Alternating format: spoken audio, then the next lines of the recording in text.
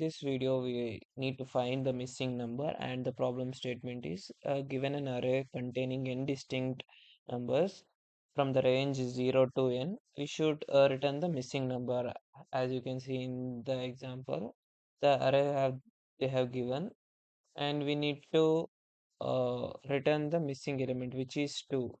So pause the video and try to find a solution for this problem statement. At the end of the video, I will share the solution.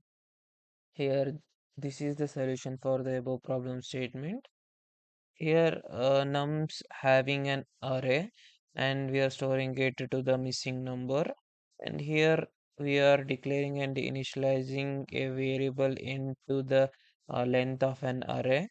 And here we are calculating the total uh, sum of an array.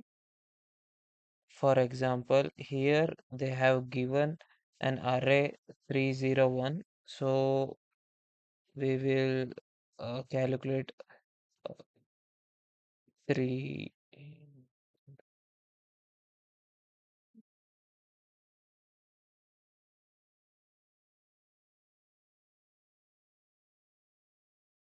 As you can see here, there are 3 elements in an array, and 3 plus 1, 4.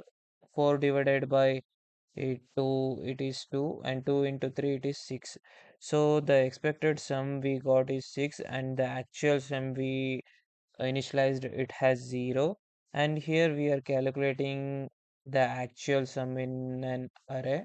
So we get the actual sum has 3, 0 plus 1, which is 4. And if we subtract the expected sum to the actual sum, then the answer would be 2. So 2 is the missing number in an array. Thank you.